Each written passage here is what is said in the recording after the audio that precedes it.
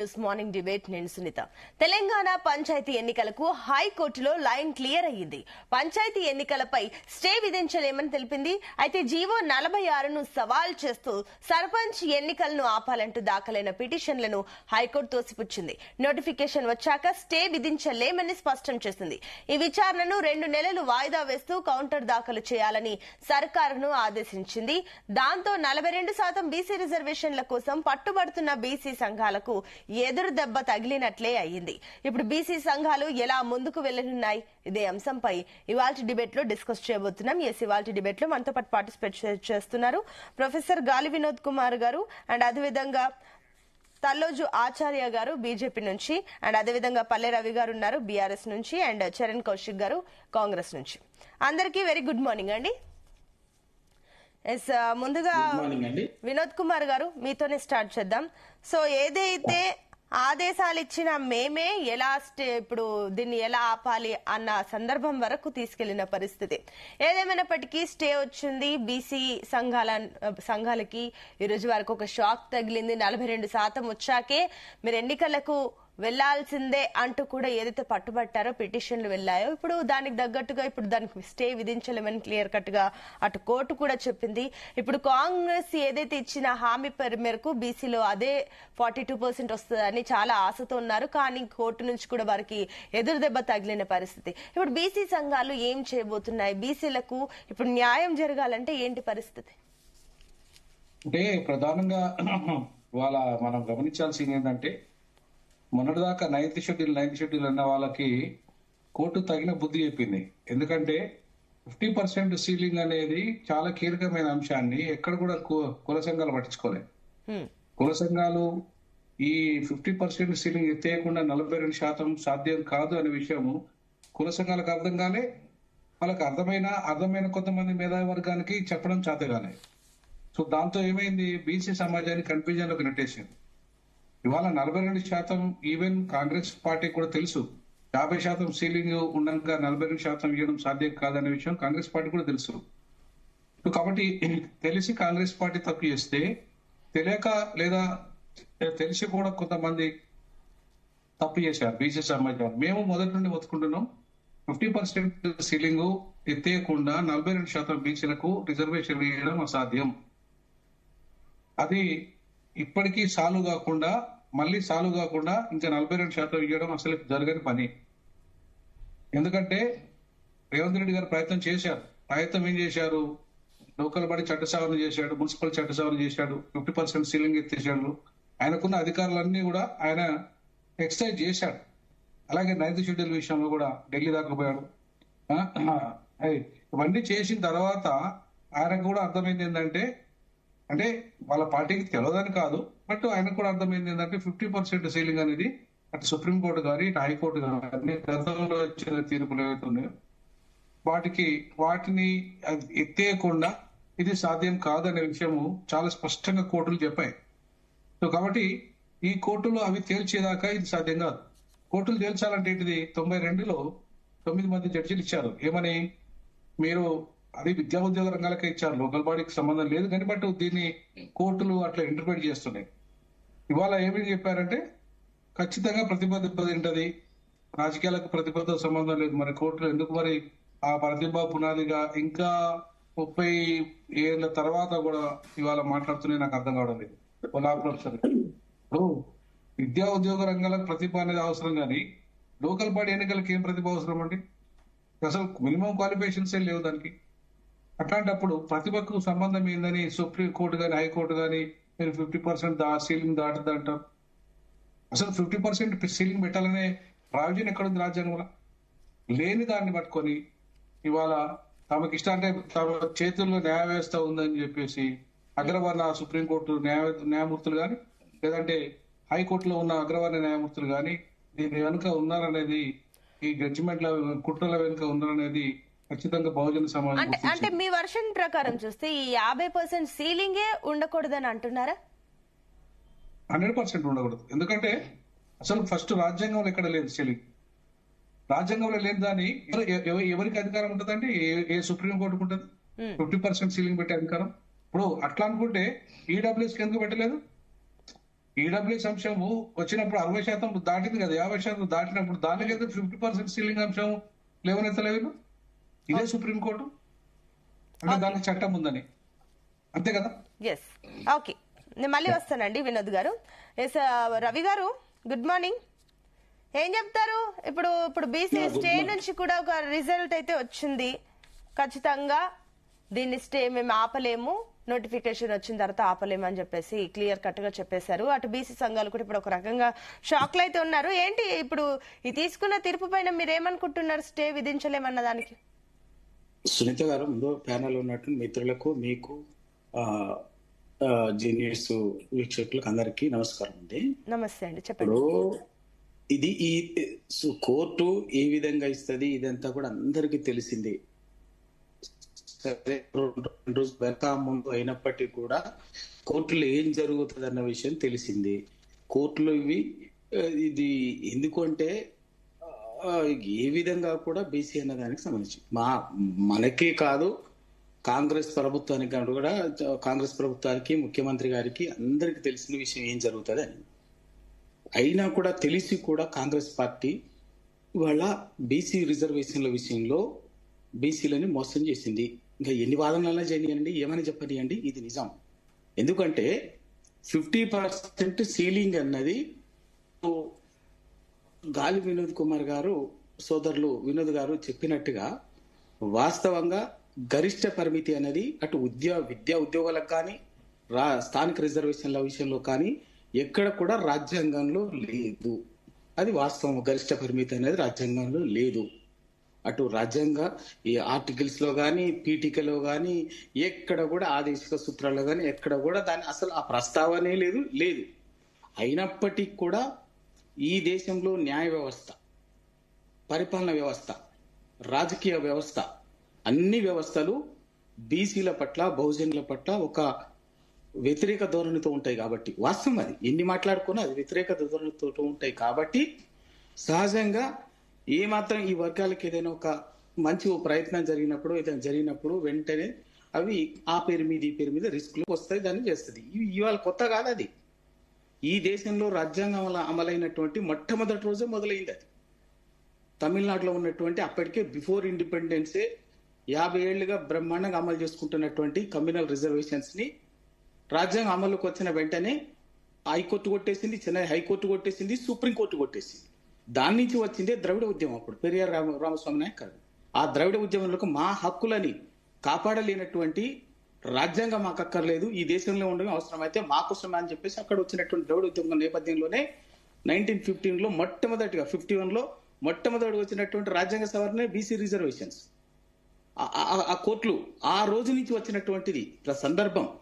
కోర్టులు నిజంగా కూడా ప్రొటెక్ట్ చేయాలనుకుంటే ఒక రకంగా ఉంటాయి న్యాయ వ్యవస్థ, లేదు అనుకుంటే ఇంకో రకంగా ఉంటది. ఎందుకంటే మరి అదే సేమ్ ఎంత గమ్మత్తుగా ఉంటది అంటే వాటిని కొట్టేసింది, కోర్టులు కొట్టేసినటువంటిది. అదే తెలంగాణకు వచ్చేసరికి ముల్కి నిబంధనలు చట్టబద్ధమని కోర్టు తీర్పిచ్చింది. కోర్టు తీర్పిచ్చిన తర్వాత కూడా దేశంలో పార్లమెంటు మొత్తం వ్యతిరేకంగా చేసి వాటికి ప్రత్యామ్నాయంగా వాటిని కోర్టు ఇచ్చినటువంటి దాన్ని కూడా కాదని రాష్ట్రపతి తోర్లు తీసుకొచ్చింది. తెలంగాణ, ఆంధ్రప్రదేశ్ విషయంలో 72లో ప్రెసిడెన్షియల్ ఆర్డర్ వచ్చింది. అదే ఇవన్నీ ఉంటాయి. కోర్టులు వాటికి అవసరాలను బట్టి వాటి బట్టి ఎప్పుడూ కూడా అణగారిన వర్గాల పట్ల ఈ దేశంలో న్యాయ వ్యవస్థ, పరిపాలన వ్యవస్థ, రాజకీయ వ్యవస్థ సానుకూలంగా ఉండదు. బట్ అయినప్పటికీ కూడా దీంట్లో ఉద్యమాల రూపంలో, పోరాటంల ద్వారా అవన్నీ తెచ్చుకోవడం జరుగుతుంది. ఇలా బీసీ విషయంలో కూడా అదే జరిగింది. బీసీల విషయంలో ఎక్కడ కూడా 50% రిజర్వేషన్స్ రాజ్యాంగం గరిష్ట పరిమితి రాజ్యాంగం లేదు. అయినా కూడా 1992లో ఇందిరా సహాని కేసు నేపథ్యంలో వచ్చినటువంటి 9 మంది ధర్మాసనం ఇచ్చినట్టు, ఒకరిద్దరుగా ధర్మాసనం రాజ్యాంగాన్ని కాదని తీర్పిచ్చిండు. అదే మళ్ళీ ఏమైపోయింది, అదే ఆ రోజు రాజకీయ పార్టీలు, పరిపాలన వ్యవస్థ, పార్లమెంటు ప్రశ్నించినా కూడా ఇక్కడ రాజ్యాంగం లేని 50% గరిష్ట పరిమితి కోర్టులు ఎందుకు పెడతాయని చెప్పేసి ఆ రోజు పార్లమెంట్ లో ప్రశ్నించినా అయిపోయేది, పార్లమెంట్ చట్టం చేసినా అయిపోయేది. కానీ చేయలే, దాన్ని ఎండాస్ చేసింది ఈ దేశ రాజ్యాంగ వ్యవస్థ, రాజకీయ వ్యవస్థ, పరిపాలన వ్యవస్థ. కాబట్టి ఎక్కువైపోయింది వాళ్ళ 50% గరిష్ట పరిమితి. 30 ఏళ్లుగా అది కొనసాగుతూనే ఉంది. అనేక Okay. సందర్భాల్లో ఒక బలవుతూనే ఉన్నాం. ఇవాళ వచ్చింది కాంగ్రెస్ పార్టీకి అది తెలిసి కూడా ఇవాళ అదే same మళ్ళీ 2010లో Karnataka Okay. Versus government of ఇండియాలో స్థానిక సంస్థలకు వచ్చింది. విద్యా ఉద్యోగాల నుంచి స్థానిక సంస్థలకు వచ్చి ఉంది. ఇవాళ ఇదంతా జరుగుతుందని తెలుసు. అయినప్పటికీ కూడా ఇవాళ బీసీ రిజర్వేషన్లకు కాంగ్రెస్ పార్టీ 42% Okay. హామీ ఇచ్చింది. రవి గారు. ఇచ్చిన హామీని సింపుల్ సొల్యూషన్ అండి.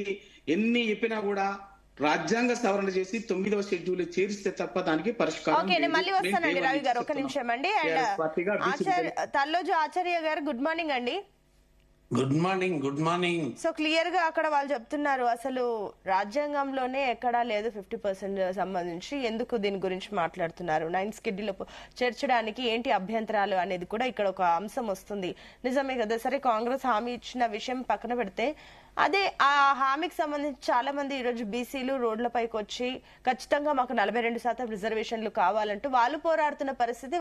మేము ఎంతో కాలంగా వెనకబడిపోతున్నాము అండ్ మీరు కూడా బీసీలకు సంబంధించి ప్రాధాన్యత ఇచ్చాము, సీఎం ని చేస్తాము బీసీని అని చెప్పి మీరు కూడా బీసీ కార్డుకి సంబంధించి ఈ అంశాన్ని లేవనెత్తారు. కాబట్టి ఈ అంశంలో బీజేపీ చిత్తశుద్ధి ఏంటి? ఇప్పుడు రాజకీయ పార్టీలకే చిత్తశుద్ధి లేదు. ఇక ఒక పార్టీ ఈ పార్టీ ఆ పార్టీ అనడమే తప్పు. అయితే ఒప్పుకుంటున్నారు బీజేపీకి కూడా చిత్తశుద్ధి లేదు. ఇప్పుడు ఎవరికైనా కూడా శాసనసభలో ప్రవేశపెట్టేటప్పుడే ముఖ్యమంత్రి గాని లేకపోతే సపోర్ట్ చేసిన పార్టీలన్నీ కూడా అందరికీ తెలుసు ఇది రేపు కోర్టులో పోతే నిలబడదు, ఇది కోర్టులో ఏమో 50% దాటి ఇవ్వద్దు అనేది గతంలో అనేక రాష్ట్రాలలో జరిగినటువంటి ప్రక్రియని ఆపేసినాయి. మన రాష్ట్రంలో కూడా లాస్ట్ ఎలక్షన్ కంటే ముందు కూడా కోర్టుకు పోతే ఇవ్వలేదు. ఇది తెలిసి కాంగ్రెస్ పార్టీ ఎన్నికల ముందు కామారెడ్డిలో బీసీలని వంచన చేసి 42% అసెంబ్లీ ఎన్నికలలో మాటిచ్చి ఇవాళ ఈ తతంగాన్ని అంతా చేసి బీసీలని రోడ్డు మీదకి తీసుకొచ్చి ఒకసారి అబాసు పాలు చేసినటువంటి పరిస్థితి. ఇవాళ దానికి తోడు ఇది అది అసెంబ్లీలో తీర్మానం చేస్తే అన్ని పార్టీలు సపోర్ట్ చేసినాయి. ఇవాళ దేశంలో బీహార్లో గాని మహారాష్ట్రలో గాని కర్ణాటకలో గాని ఈ ఎన్నికలవన్నీ కూడా ఈ స్థానిక ఎన్నికల మీద పెండింగ్లు ఉన్నాయి. ఇప్పుడు జనగణన చేయాలి, కులగణన చేయాలి. దీంతో పాటు వచ్చిన తర్వాత అన్ని రాష్ట్రాలలో ఈ ఇబ్బందులు ఉన్నాయి కాబట్టి కేంద్రం ఒక నిర్ణయం తీసుకోవడం జరుగుతుంది. ఎందుకంటే ఇంకొక 6 నెలల్లో 1 year లోపల ఈ కులగణన జనగణన చేసి ఆయా రాష్ట్రాలకు దీని మీద సమగ్రమైన ఒక చట్టాన్ని తీసుకురావాల్సినటువంటి అవసరం ఉంది. అయితే ఇవాళ ఇక్కడ మాట ఇచ్చిండ్రు కాబట్టి అది ఓ 2 సంవత్సరాలు కాలయాపన చేసి 16 నెలలు ఒక 4 నెలల ముందు ఈ అసెంబ్లీలో బిల్లు పెట్టి ఒక తీర్మానం తీసుకొచ్చి ఈ రకమైనటువంటి క్రీడ, ఇది బీసీల మీద ఇది ఒక క్రీడ. ఈ క్రీడలా బీసీలు ఓడిపోయినరు. ఎందుకంటే బీసీలు నమ్మి ఓడిపోయినరు. బీసీలని ఇప్పుడు చెప్పిన వాళ్ళందరికీ తెలుసు, బిల్లుకు సపోర్ట్ చేసిన వాళ్ళందరికీ తెలుసు ఇది కాదు అని తెలిసినా బీసీల లోపల ఎందుకు వ్యతిరేకత రావాలి, మేం సపోర్ట్ చేస్తాం చేస్తామని అన్ని రాజకీయ పార్టీలు కూడా సపోర్ట్ చేసి ఇలా ఒక తతంగం చేసి ఓ డ్రామా ఆడి ఇలా సినిమా యాక్టర్ల కంటే ఎక్కువ బాహుబలి కంటే లేకపోతే ఈ పుష్పరాజ్ కంటే ఎక్కువ నటన చేసి బీసీలను వంచి ఇలా బీసీలని రోడ్డు మీదకి తెచ్చి అకస్మాత్తుగా కనీసము అఖిల పక్షాన్ని ఏర్పాటు చేయకుండా బీసీ సంఘాలతోటి మాట్లాడకుండా ఏ పరిస్థితులలో మేము పోతున్నామని చెప్పకుండా కనీసం ఒక డెలిగేషన్ ని ప్రైమ్ మినిస్టర్ దగ్గరికి అఖిల పక్షాల దగ్గరికి ఈ దేశంలో ఉన్నటువంటి రాజకీయ వ్యవస్థల దగ్గరికి తీసుకెళ్లలేక ఏమి చెయ్యకుండా అకస్మాత్తుగా జూబ్లీహిల్స్ ఎన్నికల గెలిచినాం కాబట్టి ఇక ఏం మమ్మల్ని ఎవ్వరేం పీకేది లేదని చెప్పి ఇలా ముందుకు పోయి ఎలక్షన్లు పెట్టిండ్రు. కోర్టు ఏం చెప్పింది, నోటిఫికేషన్ ని మేము ఏం చేయలేం కాబట్టి ఇవాళ మేము ఎలక్షన్ చేస్తున్నాం, మేమే చెప్పినాం కదా 2 నెలలు 3 నెలలు పెట్టామని. ఇవాళ ఒకటే బీసీలు మళ్ళీ మరొకసారి దగా పడ్డారు ఈ రాజకీయ క్షేత్రంలో. ఓకే అండి, నేను మళ్ళీ వస్తాను. ఎస్ కౌశిక్ గారు good morning. Good so morning. ఏదైతే కోర్టు తీర్పు తర్వాత అటు బీసీలు షాక్ అయ్యారు. అసలు ఏంటి 42% రిజర్వేషన్ ఇచ్చే చట్టబద్ధంగా ఇచ్చే మేము ఎన్నికలకు వెళ్తామని చెప్పిన ప్రభుత్వం ఇప్పుడు తప్పట్లేదు, మేము ఇప్పుడైతే ఇట్లనే వెళ్ళిపోతున్నాం అన్నట్టుగా వెళ్ళిపోతే ఏంటి ఇప్పుడు ఈ విషయంలో తెలిసి తప్పు చేశారా? డిక్లరేషన్ లో మీకు అన్ని విషయాలు తెలిసి కావాలని ఇది అమలు కాదు, 42% ఇంపాసిబుల్ అని తెలిసి కూడా మీరు ప్రజల్ని మోసం చేసిరు అన్న మాటలు కూడా వస్తున్నాయి. ఇప్పుడు ఇందాక కూడా మీరు డిబేట్ లో గెస్ట్లు చెప్పిన దాని ప్రకారం. సో ఏం చెప్తారు దానికి? మేడం అసలు హైకోర్టుకి ఎందుకు పోయారు? 46 జీవో మీద స్టే అని పోయారు. ఇప్పుడు ఇక్కడ 46 జీవోలో బీసీలకు సంబంధించినటువంటి ఏదైతే పంచాయతీరాజ్ ఎలక్షన్ లో 46 జీవో అన్ని కులాలకు సంబంధించి 50% సీలింగ్ విధించింది కాబట్టి విధిస్తూ జీవో తీసుకొచ్చి దాని మీద స్టేకి పోయారు. కోర్టు ఏం చెప్పి స్టేలో మేమే ఎలక్షన్ పెట్టమని చెప్పినాం కాబట్టి మీ స్టే ఇవ్వాలని చెప్పారు. ఎలక్షన్ ఎవరు పెట్టమని చెప్పారు? హైకోర్టు చెప్పింది. ఇది కాంగ్రెస్ హైకోర్టు చెప్పింది కదా, హైకోర్టు 2 సార్లు అఫిడవిట్ దాఖలు చేసినాం. నవంబర్ లోపు ఎలక్షన్ నిర్వహిస్తామని చెప్పేసి హైకోర్టు మాట ఇచ్చినాం కాబట్టి దాని విషయంలో మేము స్టే ఇవ్వాలని చెప్పేసి హైకోర్టు చెప్పింది చాలా స్పష్టంగా. కాబట్టి హైకోర్టు చెప్పింది కాబట్టి తెలంగాణ రాష్ట్రంలో కాంగ్రెస్ ప్రభుత్వం ఎలక్షన్ నిర్వహిస్తా ఉంది. ఇక్కడ ఏదో మేము ఎలక్షన్ పెట్టాలి లేదు బీసీలను మోసం చేయాలనే ఉద్దేశం కాంగ్రెస్ పార్టీ లేదనేది కానీ మీరు ఒక పాయింట్ మళ్ళీ మీరు ఒకసారి రెక్టిఫై చేసుకోండి. ఎందుకంటే కూడా కోర్టు ఈ తీర్పు ఇచ్చేటప్పుడు కూడా ఆ నోటిఫికేషన్ కి సంబంధించి ఎన్నికలు పెట్టండి అని చెప్పింది. ఓకే కోర్టులే, కానీ ఆ టైంలో ఒక పాయింట్ అయితే క్లియర్ గా చెప్పింది, ఈ బీసీలకు సంబంధించి మీరే పరిష్కారం చేసుకోండి అని చెప్పేసి కూడా, కానీ యాజ్ సూన్ యాజ్ పాసిబుల్ మీరు ఎన్నికలకైతే వెళ్ళాలని చెప్పేసి మరి వెళ్ళింది. మేడం మేము పరిష్కారం చేసుకోవాలంటే మేము జీవో తీసుకొచ్చినాం. 42% ఇస్తూ జీవో తీసుకొస్తే దాన్ని కూడా స్టే ఇచ్చేసారు కదా. స్టే ఇచ్చిన తర్వాత సుప్రీంకోర్టు పోతే సుప్రీంకోర్టు హైకోర్టులో తెలుసుకున్నది. ఏది తెలంగాణ రాష్ట్రంలో గుర్తుపెట్టుకో, దేశంలో ఈ రోజు ఇంత పెద్ద ఎత్తున బీసీల గురించి చర్చ జరుగుతుంది. దానికి కారణం కాంగ్రెస్ పార్టీ. బీసీ సంఘాలు వచ్చి మమ్మల్ని అడగలే 42% ఇవ్వమని చెప్పేసి అడగలే. మేము మేనిఫెస్టోలు పెట్టి జాతీయ స్థాయి మేనిఫెస్టోలు పెట్టి కాంగ్రెస్ పార్టీ జాతీయ స్థాయిలో బీసీలు 42% ఉండాలని చెప్పేసి కాంగ్రెస్ పార్టీ ఆనాడు భావించి తెలంగాణలో కామారెడ్డి డిక్లరేషన్ ప్రకటించిన తర్వాత కేంద్రంలో కాంగ్రెస్ పార్టీ అధికారులు కాంగ్రెస్ పార్టీ అధికారులకు వచ్చి ఉంటే పార్లమెంట్ లో చట్టం చేస్తే ఈ సమస్య లేదు కదా. ఇప్పుడు మొత్తం ఈ పాయింట్ మీరు చెప్పలేదు, కానీ తెలంగాణలో మనం గెలవాల్సిందే కామారెడ్డి డిక్లరేషన్ లో మేము అంటే ఇప్పుడు కేంద్రంలో అధికారంకి వస్తేనే బీసీలకు 42% వస్తుంది అని క్లియర్ గా చెప్పలే.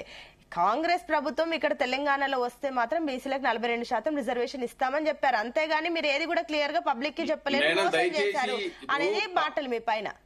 పార్లమెంట్ లో చట్టం చేయాల్సినది పార్లమెంట్ చట్టం చేస్తుంది, రాష్ట్రం చట్టం చేస్తే ఇప్పుడు రాష్ట్రం చట్టం చేసింది కదా, రాష్ట్రం చట్టం చేస్తే చెల్లదని చెప్పేసి అందుకే తెలిసి తప్పు చేశారా అనేదే కదా ప్రశ్న. తప్పేకడిది ఇక్కడ దయచేసి అర్థం చేసి కేంద్రంలో కాంగ్రెస్ పార్టీ అధికారం రాలేదు. మరి జార్ఖండ్ లో అమిత్ షా మాట ఇచ్చాడు, మరి అడగండి భారతీయ జనతా పార్టీని. అది అమిత్ షా మీద ఎందుకు మాట ఇచ్చాడు జార్ఖండ్ లో? అంటే జార్ఖండ్ ఓడిపోయారు కాబట్టి మీరు 50% సీలింగ్ ఎత్తారా? మరి ఆయన ఇచ్చిన మాటని అమిత్ షా దేశానికి హోంమంత్రి అంటే 2వ స్థానం ఆయన. మరి వారు కూడా మాట ఇచ్చారు జార్ఖండ్ ఎలక్షన్ల సందర్భంగా 50% సీలింగ్ ఎత్తేస్తున్నామని పెద్ద స్టేట్మెంట్ ఇచ్చారు మరి జార్ఖండ్ ప్రజలు ఉద్దేశించి. ఏమైంది మరి జార్ఖండ్ అమిత్ షా మాట ఓడిపోయినా కాబట్టి మీరు నిలుపుకోరా చెప్పండి. మరి అదే కాకుండా ఆర్ఎస్ఎస్ కేరళలో చెప్పింది, నేతగా నితీష్ కుమార్ గారు బీహార్ లో చెప్పారు, మధ్యప్రదేశ్ లో మోహన్ యాదవ్ ప్రభుత్వం ఏకంగా సుప్రీంకోర్టులో కేసు వేసింది. 10,000 పేజీలకు సంబంధించిన డాక్యుమెంట్ లో బీసీలకు సంబంధించినటువంటి ఏ విధంగా అణచివేత జరుగుతా ఉంది, రిజర్వేషన్ పెంచాల్సిన అవసరం ఏ విధంగా ఉంది అని చెప్పి చాలా స్పష్టంగా ఆ కేసు ఇంకా సుప్రీంకోర్టులో ఆ వాదనలు జరగలేదు. అంటే మరి మోహన్ యాదవ్ గారు 20 సంవత్సరాల నుంచి భారతీయ జనతా పార్టీ అక్కడ అధికారులు అంటే మరి మీరు మధ్యప్రదేశ్ లో చేసింది మరి 20 సంవత్సరాల నుంచి బీసీలు మీరు ఎలాంటి డెవలప్మెంట్ నోచుకోలేనట్టే కదా.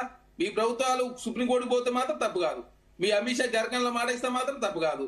తెలంగాణ రాష్ట్రంలో కాంగ్రెస్ పార్టీ అదేవిధంగా రాహుల్ గాంధీ గారు, రేవంత్ రెడ్డి గారు కావచ్చు, మా మహేష్ కుమార్ గౌడ్ గారు మాట ఇచ్చి మా తప్పు అవుతుంది. అదే కాకుండా ఇక్కడ చాలా స్పష్టంగా కామారెడ్డి డిక్లరేషన్ తర్వాత కేబినెట్ లో చర్చించిన తర్వాత అసెంబ్లీలో అదేవిధంగా కులగన చేస్తామని చెప్పేసి అసెంబ్లీలో తీర్మానం చేసిన తర్వాత రాష్ట్ర వ్యాప్తంగా 2 సార్లు అవకాశం ఇచ్చి ఆన్లైన్ లో కూడా అవకాశం ఇచ్చి 56.33% బీసీలు అని చెప్పి నిర్ధారించి అందులో వెనుకబాటుతనం 42% ఉందని డెడికేషన్ కమిషన్ భూసాని వెంకటేశ్వరరావు గారి నేతృత్వంలో కమిషన్ కావచ్చు, తర్వాత దాన్ని కేబినెట్ లో కావచ్చు, అధికారుల కమిటీ కావచ్చు, తర్వాత అసెంబ్లీలో బిల్లులు కావచ్చు, 2 బిల్లులు, విద్యా ఉద్యోగాలు 42%, అదే కాకుండా లోకల్ వాళ్ళ 42%, తర్వాత గవర్నర్ గారు కేంద్ర హోంశాఖ మంత్రి అక్కడి నుంచి రాష్ట్రపతి దగ్గర పెండింగ్ ఉన్నది.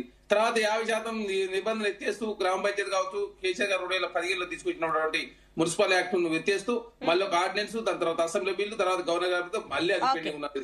అదే కాకుండా ఇక్కడ భారతీయ జనతా పార్టీ సంబంధించి చాలా మా ముఖ్యమంత్రి గారు అభ్యర్థించారు, అయ్యా అఖిల పక్షాన్ని తీసుకుపోదామని చెప్పేసి మేము రాష్ట్రపతి గారిని ప్రధానమంత్రి అపాయింట్మెంట్ అడిగితే వారు ఇస్తలేరు. ప్రధానమంత్రి గారు రాష్ట్రపతి కలవాలంటే అసలు ఎందుకు కలుసు ముందుగా లేఖ పెట్టాలి. దానిలో భాగంగా రాష్ట్రపతి వాళ్ళు లేఖ పెడితే వారు అపాయింట్మెంట్ ఇస్తలేరు కాబట్టి కిషన్ రెడ్డి గారు, బండి సంజయ్ గారు దయచేసి అపాయింట్మెంట్ ఇప్పించని చెప్పేసి మా ముఖ్యమంత్రి గారు మాట్లాడారు. మొన్న బట్టి విక్రమార్క గారు కూడా అభ్యర్థించారు. మీ సీఎం అపాయింట్మెంట్ దొరకట్లేదు, వాళ్ళకైతే అపాయింట్మెంట్ దొరుకుతుందని అంటున్నారా? మేడం ఇక్కడ మేము అపాయింట్మెంట్ కాదు, ఈ అఖిల పక్షాన్ని అంటే మీరు చెప్పారు కదా ఇందాక ప్రధానమంత్రిని ఆయన ఇప్పటివరకు కలవలే ముఖ్యమంత్రి. అరే చెప్పేది సార్, దయచేసి ప్రధానమంత్రి గారు కలిసి కలవలేదు కాదు.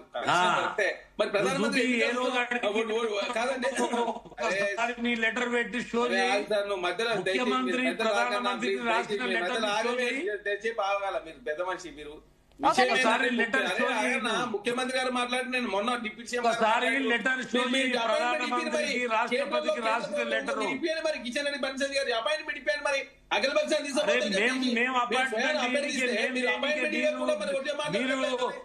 మాటిచ్చి మీరు ఇలా మాట అభిషా ఇచ్చింది మేము నిలబెట్టుకుంటాం. మేము మాటిచ్చింది దేశం మొత్తానికి ఓట్ల కొరకు చెప్పలేదు. ఈ దేశంలో జనగణన కులగణన అయినాక ఖచ్చితంగా దాని మీద ఒక నిర్ణయం వస్తుంది. మోసం చేయడానికి కాదు, డ్రామాలాడడానికే కాదు. కరెక్ట్ కాదు. అవండి మీరు చేసే బాధ్యత మీరు మాట్లాడదు. మా గొంతులోకి ఎప్పుడైతే మీరు చేస్తే మీరేంది నాకు అర్థం కాదు. మీరు మాట్లాడుతున్న సబ్జెక్ట్ మీరు కూర్చోండి చర్చ బాగండి. సార్ మేడం ఆచార్య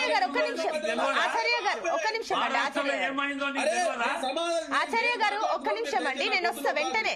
కౌశిక్ గారు చెప్పగానే నేను మీ దగ్గరకు వస్తాను. కౌశిక్ గారు చెప్పండి. బీసీ సంఘాలు ఢిల్లీలో జంతర్ మంతర్ ధర్నా చేసినాయి. ఆ ధర్నాకు అన్ని పార్టీలు ఆహ్వానించి మరి ఎందుకు రాలేదు సార్? భారతీయ జనతా పార్టీ ఎడిపోయింది.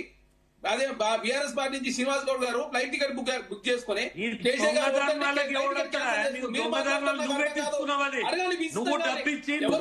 కౌశిక్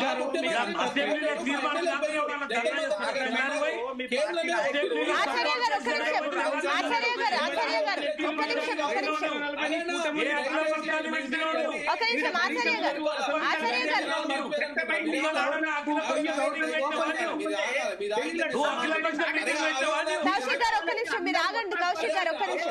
కౌశిక్ గారు మీరు ఒక్క నిమిషం ఆగండి. ఆచార్య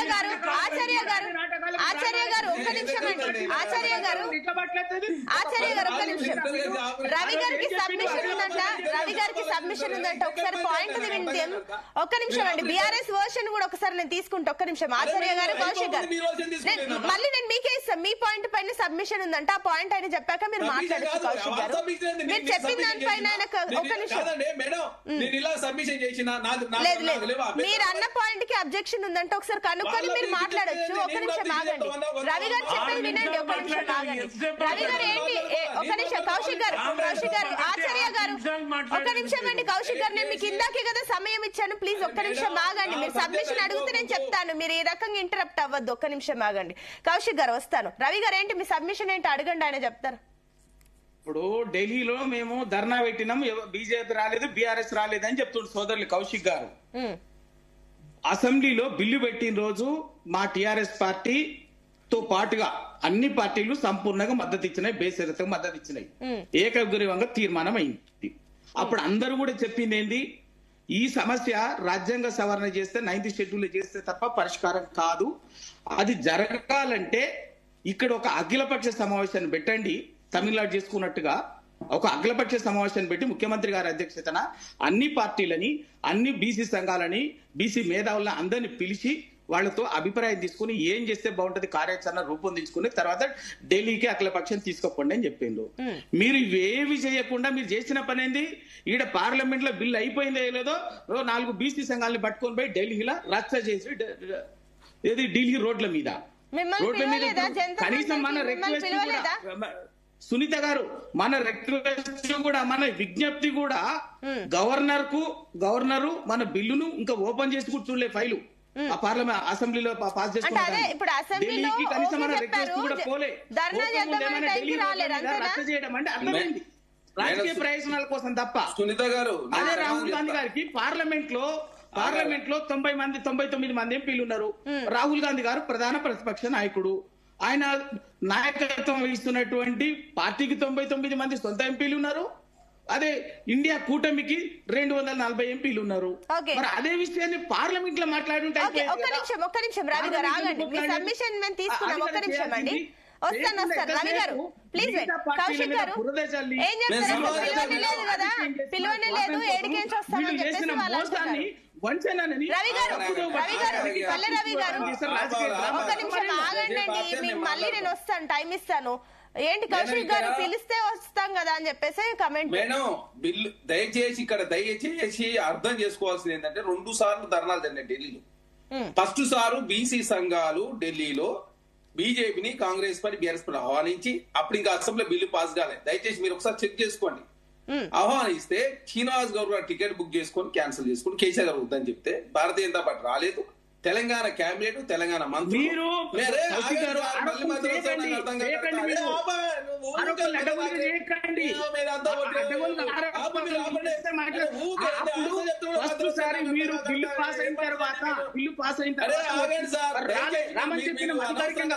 సమాజాన్ని తప్పుదారి పడించాలి. మీరు ఫస్ట్ 2 సార్లు ధర్నా చేస్తా, ఒక్కసారి చేసిన మాట్లాడతా నాకు అర్థం కాకడతా.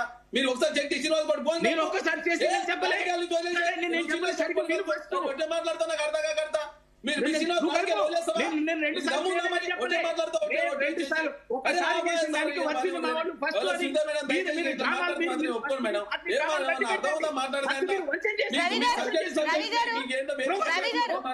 రవి గారు ఒకటి అర్థం చేసుకోవాలి. రవి గారు నేను ఇందాక సబ్మిషన్, నేను ఆయన టైంలోనే మీకు సబ్మిషన్ కి టైం ఇచ్చాను. రవి గారు ఒకసారి వినిపించుకోండి చెప్పేది. మీరు ఇందాక అడిగితే నేను సబ్మిషన్ కి టైం ఇచ్చాను, మీ పాయింట్ విన్నాను, తర్వాత వాళ్ళ పాయింట్ కూడా వినండి. ఒక్క నిమిషం ఆగండి. కౌశిక్ గారు మీరు ప్లీజ్ ఈ పాయింట్ చెప్పండి, మళ్ళీ వినోద్ గారి దగ్గరికి వెళ్ళాలి. సునీత మేడం దయచేసి మీరు శ్రీనివాస్ గౌడ్ గారు ఫోన్ కలప రాజకీయాలు వదిలేస్తా. పిచ్చి పిచ్చిగా మాట్లాడద్దు దయచేసి. మధ్యలో వచ్చి మీరు మేధావులు అన్నట్టు మాట్లాడితే ఎట్లయితుంది? బగలోని శ్రీనివాస్ గౌడ్ ఫోన్ కలుపు. శ్రీనివాస్ గౌడ్ గారి నేతృత్వంలో ఢిల్లీ అసెంబ్లీ బిల్లు పాస్ అయిన తర్వాత అయిందా? మీకు తెలియకుండా వచ్చే మాట చదువుకోకుండా చదువుకోండి ఎంతో పోయి మరి వచ్చి ఎందుకని మమ్మల్ని పూజ చేస్తారు? మీరు నోటికి వచ్చినట్టు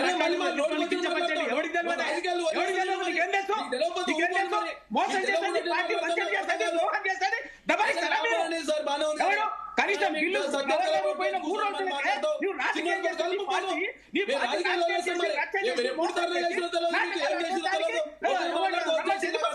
మా పార్టీ విధానం మీరు దయచేసి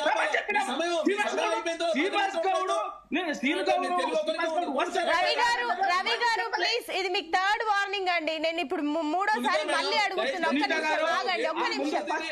మీరు చెప్పిన పాయింట్ నేను తీసుకున్నాను. ఒక్క నిమిషం మీరు ఆగితేనే కదా వాళ్ళ వర్షన్ పాయింట్ నోట్ చేసుకోండి దయచేసి. ఆయన ఏం చెప్పినా పాయింట్ నోట్ చేసుకొని మీ టైంలో ప్లీజ్ డిఫెండ్ చేసుకోండి. ఒక్క నిమిషం ఆగండి రవి గారు. కౌశిక్ గారు ఒక్క నిమిషం ఆగండి ప్లీజ్. నేను మళ్ళీ మీ దగ్గర ఒక్క నిమిషం. రవి గారు పాయింట్ నోట్ చేసుకోండి దయచేసి. రవి గారు మీరు ఎప్పుడు ఇలాగే చేస్తారు దయచేసి ప్లీజ్. రవి గారు మీరు పాయింట్ నోట్ చేసుకోండి. రవి గారు ప్లీజ్, మీరు ఎప్పుడు ఇలాగే చేస్తారు. ఎన్నిసార్లు చెప్పినా ఇదే రకంగా మీది క్లారిటీ లేదు. రవి గారు మీరు మాట్లాడేది మాకు క్లారిటీ లేదండి, మాకు అర్థం అవ్వట్లేదు. ఒక్క నిమిషం ఆగండి రవి గారు, నేను మీకు సమయం ఇస్తాను. మీరు పాయింట్ నోట్ చేసుకోండి. ఒక్క నిమిషం అండి రవి గారు. కౌశిక్ గారు ఒక్క నిమిషం ఆగండి, నేను ఒకసారి వస్తాను. వినోద్ గారు సో మీరు చెప్పండి, అసలు ఎవరి వాదనల్లో వాస్తవం ఉంది అనుకోవచ్చు? అసలు మేము వాళ్ళు పిలిస్తేనే కదా మేము వచ్చేదని చెప్పేసి వాళ్ళు అంటున్నారు. మేము 2 సార్లు వేసినాము ఇప్పుడు అని చెప్పేసి వాళ్ళు అంటున్నారు. 2 సార్లు అయినా కూడా వీళ్ళు రాలేరు అని చెప్పేసి. ఏంటి ఏమనుకోవచ్చు? ఎవరి దాంట్లో వాదనలో నిజం ఉందని వాళ్ళ పార్టీలకు సరి అయిన విధానం లేకపోవడం వల్లనే ఈ గందరగోళం అండి. ఇప్పుడు నేను చెప్పాను 9 మెంబర్ జడ్జెస్ నుండి 11 మెంబర్ జడ్జెస్ ఇది కేసు పోవాలి, రిఫర్ కావాలి. అప్పుడు దాంట్లో 50% సీలింగ్ ఎత్తేసే అంశం చర్చకు వస్తుంది. ఇప్పుడు మనకు 2004లో వర్గీకరణ చేసుకునే అధికారం రాష్ట్రాలకు లేదని చెప్పి ఇదే సుప్రీంకోర్టు చెప్పింది, అవును కదా. తర్వాత 2024లో ఇదే సుప్రీంకోర్టు చేసుకోవచ్చు అని చెప్పి తీర్పిచ్చింది. 7 జడ్జెస్, అంతకుముందు 5, ఇప్పుడు 7. అంటే పార్లమెంట్ లో చట్టం చేస్తే పార్లమెంట్ లో చట్టం కావాలని చెప్పేసి మందకృష్ణ గారు మొత్తం 30 ఏళ్ళు పోరాటం చేస్తే కూడా పార్లమెంట్ లో చట్టం కాలే. ఎందుకు ఎందుకు కాలేదంటే అది అసాధ్యం. 2/3 మెజార్టీ లోక్సభలో, 2/3 మెజార్టీ రాజ్యసభలో 50% రాష్ట్రాల అసెంబ్లీ తీర్మానం జరగడం అనేది అసాధ్యం. కాబట్టి బీజేపీ 400 సీట్లు వచ్చినా కూడా అది చేసే పరిస్థితి ఉండదు. కాబట్టి ఇవాళ వయా మీడియాగా ఆ సమస్యను పరిష్కరించడానికి అది 5 జడ్జి నుండి 7 జడ్జెస్ పోయిన తర్వాత ఓవర్ రూల్ చేసింది జడ్జిమెంట్. 2004 జడ్జిమెంట్ ఓవర్ రూల్ చేస్తూ 2024లో మీరు రాష్ట్రాలు వర్గీకరణ చేసుకునే అధికారం ఉంది అని చెప్తే ఇప్పుడు 2 రాష్ట్రాలలో కూడా చట్టం వచ్చింది. వర్గీకరణ సమస్యగా పరిష్కారం అయితే వచ్చింది. అట్లనే ఈ 42% పరిష్కారం కూడా చట్టం చేసి పెట్టడం అనేది అసాధ్యం. ఎందుకు అసాధ్యం అంటున్నానంటే మొత్తం దేశవ్యాప్త కులగణన జరగాలి. దేశవ్యాప్తంగా కులగణన జరిగి అప్పుడు మాత్రమే ఇది సాధ్యమవుతుంది. దేశవ్యాప్తంగా కులగణన జరగాలంటే ఆల్రెడీ బీజేపీ ప్రభుత్వము వాళ్ళు 2020 ఆల్రెడీ కొన్ని రాష్ట్రాల్లో, ఈశాన్య రాష్ట్రాలు మొదలు పెట్టింది. మొత్తం దేశమంతా చేయాలంటే టైం పడుతుంది. ఆ టైం ఎప్పుడు పడుతుంది, అది ఎప్పుడు కంప్లీట్ అవుతుంది, 2028లో కంప్లీట్ అవుతుందా ఏంటి అనేది, చట్టం ఎప్పుడు వస్తుంది అనేది చూడాలి. అది వచ్చిన తర్వాత 42% అంశం అందులో వస్తుందా రాదా, వస్తే ఎట్లా ఉంటది అనే అంశాలన్నీ కూడా అవి ఊహాగానాలి. తర్వాత ఇప్పుడు మనం చేయాల్సిన పని చేయకుండా మనం ఇంప్లీడ్ కావాలి. ఎట్లయితే మందకృష్ణ మాదేవ్ గారు పంజాబ్ కేసులో ఇంప్లీడ్ అయినాడో, ఇప్పుడు 42% అమలు కోసం బీసీ సంఘాలు ఈ మహారాష్ట్ర కేసులో గాని లేదంటే బీహార్ కేసులో గాని మన కేసులో గాని ఇంప్లీడ్ అయ్యి దాన్ని 9 మంది జడ్జిలను కాస్త 11 మంది జడ్జిలకి మీరు రిఫర్ చేయండి చేసి దాంట్లో 50% సీలింగ్ ఎత్తేస్తే వెంటనే ఏ రాష్ట్రమైనా సరే వాళ్ళ జనాభా ప్రకారంగా వాళ్ళ రిజర్వేషన్ ఇచ్చుకునే అధికారం బీసీలకు ఉంటుంది. కాబట్టి ఆ అంశం చర్చలు రానియకుండా దాన్ని పరిష్కరించకుండా ఇప్పుడు పార్లమెంట్ లో చట్టం అంటే పార్లమెంట్ లో చట్టం పల్లెరావి గారు చెప్పాలి నాకు. పార్లమెంట్ లో చట్టం అంటే దాశమేష ఒక లా ప్రొఫెసర్ అడుగుతున్నా నేను. పార్లమెంట్ లో చట్టం రావాలంటే ఒక్క తెలంగాణ గురించి వస్తుందా? అందులో ఇంకోటి విద్యా ఉద్యోగ రంగాల్లో తమిళనాడు కేసు విద్యా ఉద్యోగ రంగాలు లోకల్ బడి కేసు కాదు. అక్కడ లోకల్ బడిలో రిజర్వేషన్ ఇప్పటికీ లేవు. అది ఇప్పటికీ కూడా ఆ కేసు కూడా పెండింగ్ లో ఉంది సుప్రీంకోర్టులో. ఏది అయాన్ కోయల కేసు 2007లో సుప్రీంకోర్టు ఇదే 9 జడ్జెస్ తో చెప్పింది ఏమని, మీరు 9th షెడ్యూల్లో పెట్టినా సరే మేము దాన్ని రివ్యూ చేస్తాము అన్నది. బేసిక్ స్ట్రక్చర్ వైలేట్ చేసినప్పుడు, ప్రాథమిక హక్కుల ఉల్లంఘన జరిగినప్పుడు ఖచ్చితంగా మేము దాన్ని రివ్యూ చేస్తాం అన్నది. మరి మీరు 9th షెడ్యూల్ అంటే చట్టం రావడమే కష్టము, దాన్ని మళ్ళీ 9th షెడ్యూల్లో పెట్టాలంటే అది అయ్యే పని కాదు. సో కాని పనులు ఎందుకు మాట్లాడతారు? అయ్యే పనులు మాట్లాడండి. ఏదైతుంది అంటే సేమ్ ఎట్లయితే వర్గీకరణ చట్టంలో ఇంకొకటి సరే మీరు చెప్పినట్లు ఒక విషయం అయితే క్లారిటీ, మీరు అన్నట్లు కూడా దేశవ్యాప్తంగా జనగణన జరగాలి, కులగణన కూడా జరగాలి, ఆ తర్వాతనే దీనికి ఒక క్లారిటీ వస్తుందని. బట్ ఇంకొకటి ఏంటంటే ఇందాక రవి గారు ఒక పాయింట్ లేవనెత్తారు. ఇప్పుడు అంటే అటు మన కేంద్ర మంత్రులు అటు అని అంటున్నారు కానీ అసలు రాహుల్ గాంధీకే ఆయనకు సొంతంగానే 90కి పైగా మంది ఉన్నారు కదా, మరి వాళ్ళు ఎందుకు అడగట్లేరు అన్న పాయింట్ కూడా ఉంది. కాబట్టి ఏమన్నా కాంగ్రెస్ ప్రభుత్వం ఏమన్నా ద్వంద్వ వైఖరి చూపిస్తుందా తెలంగాణ లోకలాగా కేంద్రం లోకలాగా? అవును, తప్పకుండా చూపిస్తుందండి. అసలు 42% ఇస్తామనడమే అది పెద్ద మోసం. 42% ఎట్లా ఇస్తారండి? 50% సీలింగ్ ఉన్నాక ఎట్లా ఇస్తుంది? ఒక్క తెలంగాణ ప్రభుత్వం 42% ఎట్లా ఇస్తుంది చెప్పండి? అది మోసం కదా? రాహుల్ గాంధీ తెలియదా? ఇలా మను సింగ్ వచ్చాడండి. మను సింగ్కి వాళ్ళు లక్షల రూపాయలు మన తెలంగాణ ప్రజల సొమ్ము ఇచ్చిండ్రు. గంటకు 25 లక్షల చొప్పున కట్టించారు ఆయనకు. ఇప్పుడు ఆయన తెలియదా? మను సింగ్ తెలియదా 50% సీలింగ్ అనే అంశం ఉన్నది పార్లమెంట్ లో?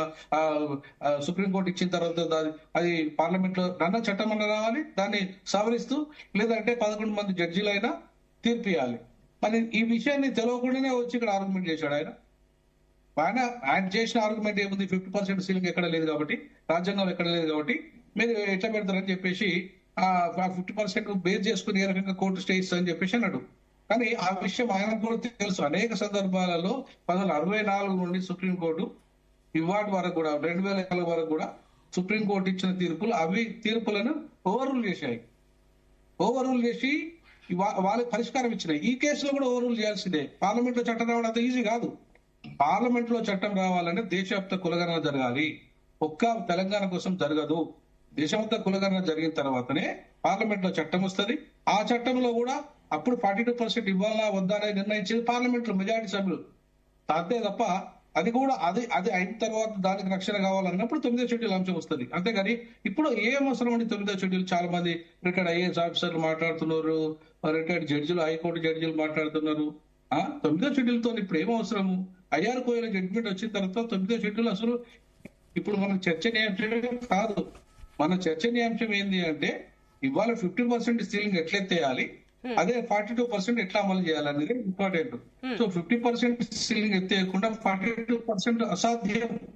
ఖచ్చితంగా ఆ విషయంలో ముఖ్యమంత్రి గారు కూడా చొరవ తీసుకోవాలి. నేను చరణ్ కౌశిక్ తమ్ముడిని కూడా అదే అడుగుతున్నా. మీరు ముఖ్యమంత్రి గారు చెప్పండి, వాళ్ళ ఎట్టి పరిస్థితుల్లో ఈ అంశాన్ని మన రాష్ట్ర ప్రభుత్వం ఇంప్లీడ్ కావాలి. కేసులో ఇంప్లీడ్ అయ్యి మనం కూడా ఇంప్లీడ్ అవుదాం. మేము కూడా ఇంప్లీడ్ అవుతున్నా, నేను కూడా ఇంప్లీడ్ అవుతున్నా. కేసులో ఇంప్లీడ్ అయ్యి మనం 11 మంది జడ్జెస్ బెంచ్ ని అపాయింట్ చేసి దాన్ని త్వరగా పరిష్కారం అయ్యే విధంగా చూడాలి తప్ప ఒక రాజకీయ పార్టీ మీద ఇంకో రాజకీయ పార్టీ బురద జల్లుకోవడం వల్ల ఈ సమస్య పరిష్కారం రాదు. 30 ఏళ్ళు మాధవకృష్ణ మాదిరి కూడా ఇట్లనే పార్లమెంట్ లో చట్టం అయితే మోసం చేశారు మాదిరి. సుప్రీంకోర్టు ద్వారా సమస్య పరిష్కారం అయింది. అట్లనే దీని కూడా అదే సమస్య పరిష్కారం అవుతుంది. అంతే తప్ప పార్లమెంట్ లో అంత తొందరగా చట్టం వచ్చి వస్తుందని అయితే నేను అనుకోను. అది ఇప్పట్లో సాధ్యమయ్యే విషయం కాదు. ఓకే ఓకే అండి. ఎస్ ఆచార్య గారు, రెండవది చెప్పండి. రెండవది ఇప్పుడు చెప్పండి వినోద్ గారు.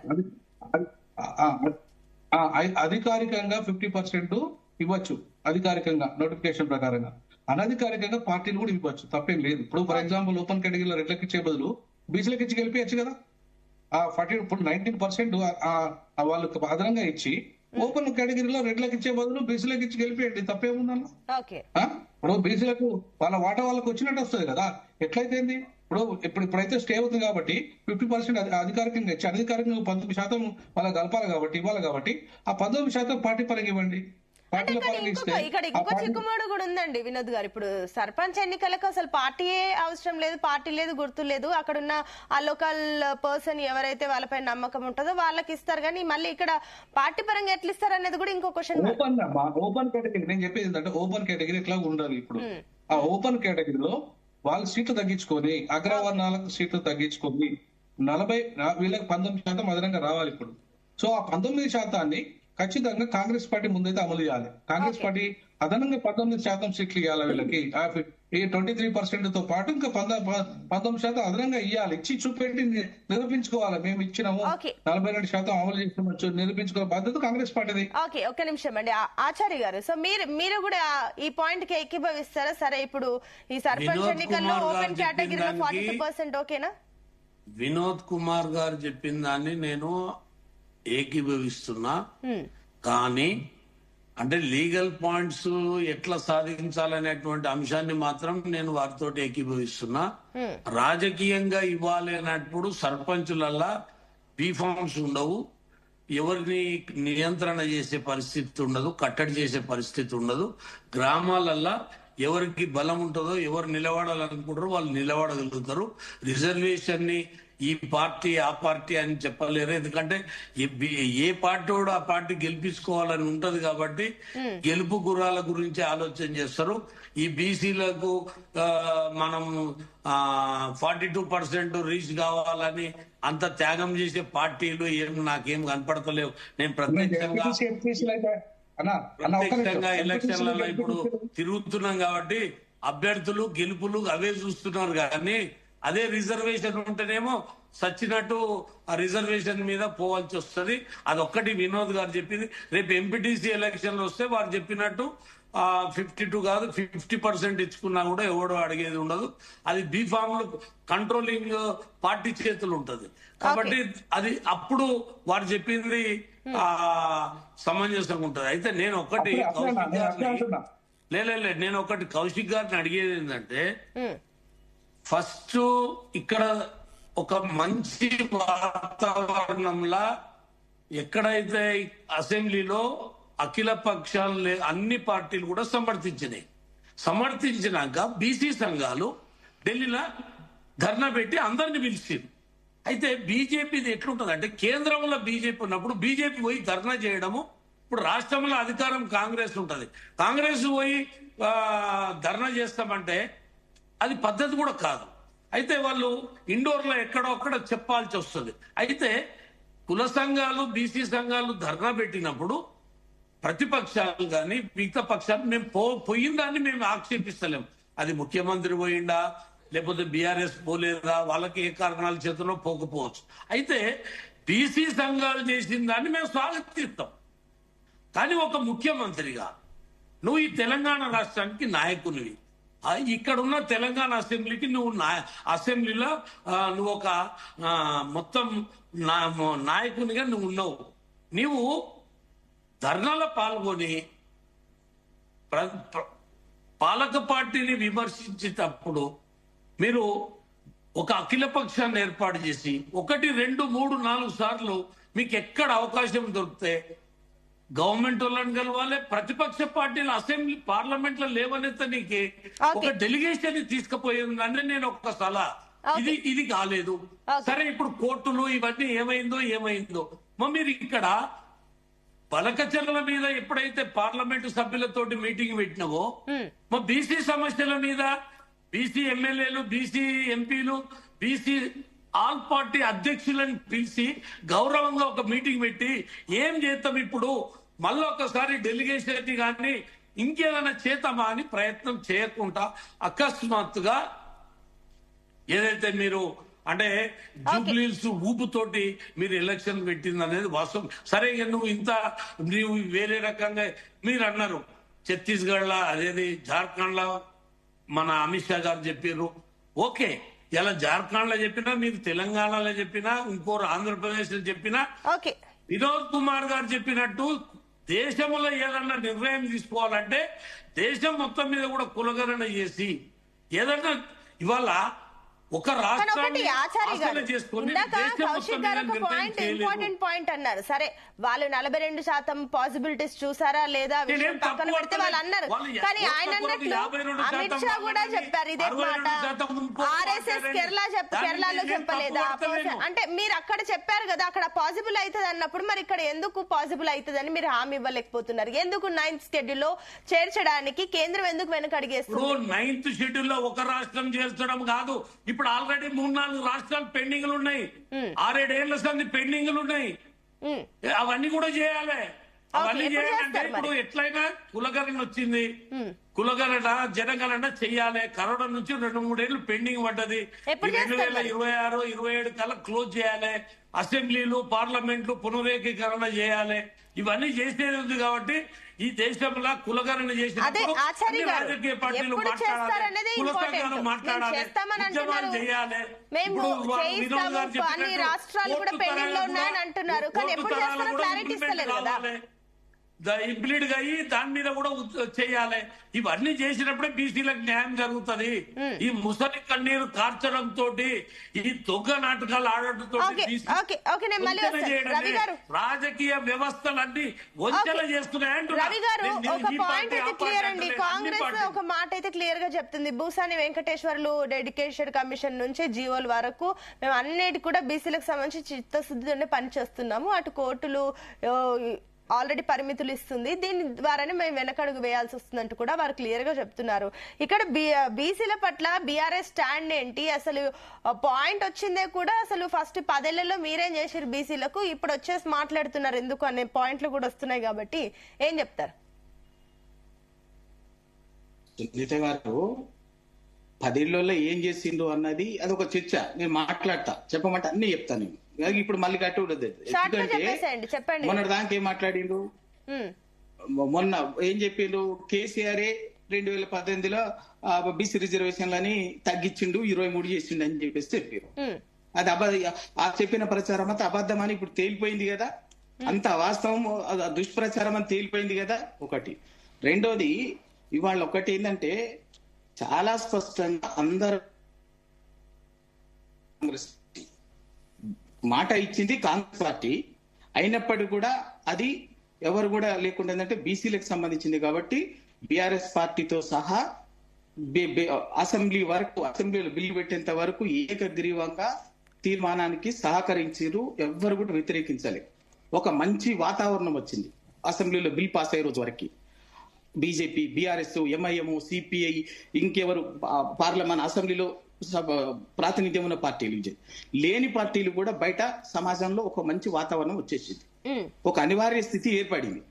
ఆ స్థితి నుంచి ఏకగ్రీవంగా ఒక బీసీకి సంపూర్ణ మద్దతు వచ్చినటువంటి నేపథ్యంలో ఒక ప్రభుత్వము, ఎందుకంటే ఇది ఇప్పుడు ఆచార్య గారు చెప్పినట్టుగా ఇది ఒక పార్టీకి సంబంధించినటువంటి వ్యవహారం కాదు. ఇప్పుడు అసెంబ్లీకి చట్టం చేసేంత వరకు, అసెంబ్లీలో బిల్ పాస్ అయ్యే రోజు వరకు ఒక ముఖ్యమంత్రిగా, ఒక ప్రభుత్వంగా ఏంటంటే ఇంత వచ్చిన మద్దతుని, ఒక ఇంత బలాన్ని తీసుకొని ఒక అఖిలపక్షంగా ఆర్గనైజ్ చేసి పార్లమెంట్ ఢిల్లీ వరకు ప్రధానమంత్రి దగ్గర తీసుకుపోయింటే ఈ ఏకగ్రీవ మద్దతు, సంపూర్ణ మద్దతు, బేషరతు మద్దతు అనేది కేంద్రం మీద కూడా ఒక ఒత్తిడిగా మారేది, ఒక రాజకీయ ఒత్తిడిగా మారేది. దాన్ని ఏం చేసిండు, ఆ పని చెయ్యలే. మిమ్మల్ని పిలిచారు, టికెట్లు బుక్ చేసుకొని క్యాన్సిల్ చేసుకున్నారు, భయపడ్డారు, మీరు వెళ్ళలేరు, మీ సపోర్ట్ లేదని అంటున్నారు కదా. సునీత గారు చేయాల్సింది ఇప్పుడు ఏం చెప్పి అందరు కలిసి బిల్లుకు మద్దతు ఇచ్చిన రోజు ఏం చెప్పారు అందరూ అసెంబ్లీలో అన్ని పార్టీలు చెప్పింది ఏంటిది, ఒక అఖిల పక్షాన్ని పెట్టండి, వెంటనే ఏం చేద్దాం, సంఘాలు అన్ని కూడా పెట్టండి అని చెప్పేసి చెప్పారు అందరు. పెట్టి మీరే మీ అధ్యక్షతనే, ముఖ్యమంత్రి గారి అధ్యక్షతనే ఢిల్లీకి ప్రధానమంత్రి గారి దగ్గరికి తీసుకుపోండి అని చెప్పిండ్రు.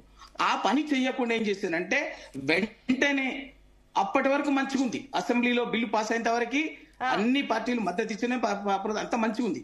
ఇక వెంటనే ఆ తర్వాత ఏం చేస్తారు, రాజకీయం చేయడం స్టార్ట్ చేసింది కాంగ్రెస్ పార్టీ. తాను అడ్వాంటేజ్ చేసుకుని రచ్చ చేయడం స్టార్ట్ చేసింది, ఢిల్లీలో ధర్నా అని ఇది అని. ఇక్కడ మనము పార్లమెంట్ ఇక్కడ చేసినటువంటి బిల్లు రాజ్భవన్ గవర్నర్ ఇంకా ఫైల్ ఓపెన్ చేసి కూర్చోలే, చట్టంగా మారలేదు. మన బిల్లు అసెంబ్లీలో పాస్ అయినటువంటి బిల్లు అనేది చట్టంగా మారాలంటే గవర్నర్ సంతకం చేయాలా, లేకపోతే కేంద్రానికి పంపించాలా, ఇంకేమో చెయ్యాలి. అది కూడా చెయ్యలేక ముందే దానికే మీరు సపోర్ట్ చేయలేరు. అసెంబ్లీలో ప్రజలు గమనిస్తారు, అన్ని చూస్తారు కాబట్టి అసెంబ్లీలో మద్దతు ఇచ్చారు. బయటకు వచ్చేసరికి మీరే రాజకీయం చేస్తున్నారు, ఆ పిలిచిన ధర్నాలకు మీరే రాలేదని చెప్పి అన్నారు కదా. మీరు కూడా దయచేసి నా రిక్వెస్ట్ ఏంటంటే మీరు కూడా అర్థం చేసుకొని మాట్లాడండి. అప్పటి వరకు అందరు చెప్పిండ్రు, అప్పటి వరకు అన్ని పార్టీలు చెప్పినాయి, మద్దతు ఇచ్చినాయి, సంపూర్ణంగా మద్దతు ఇచ్చినాయి, బేషరతుగా మద్దతు ఇచ్చినాయి. ఇచ్చిన తర్వాత మీరు చేయాల్సిన పని ఏంది, అందరూ ఇచ్చినటువంటి మ్యాండేట్ ని తీసుకొని మీరు ఒక అఖిలపక్షాన్ని పెట్టి సంఘాలని మేధావి తీసుకొని పార్లమెంట్ ఢిల్లీకి కూడా అదే విధంగా తీసుకపోతే మీరు అప్పుడు రాకపోయింటే పార్టీలు ఏ పార్టీ చేసినా కూడా తప్పయ్యేది.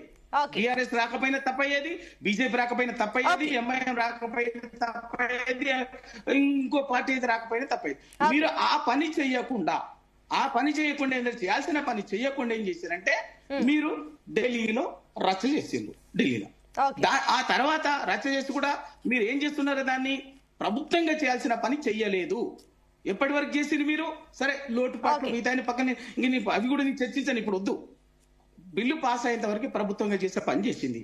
ఆ తర్వాత ప్రభుత్వ అధినేతగా ముఖ్యమంత్రి గారు ప్రభుత్వం చేయాల్సినటువంటి పని చెయ్యకుండా ఏం చేసిందంటే రాజకీయంగా రచ్చగా చేసి అప్పటి వరకు వచ్చినటువంటి మద్దతుని చెదిరిపోయేటట్టుగా బీసీ ఉద్యమాన్ని 42% రిజర్వేషన్ మద్దతుని చెదిరిపోయి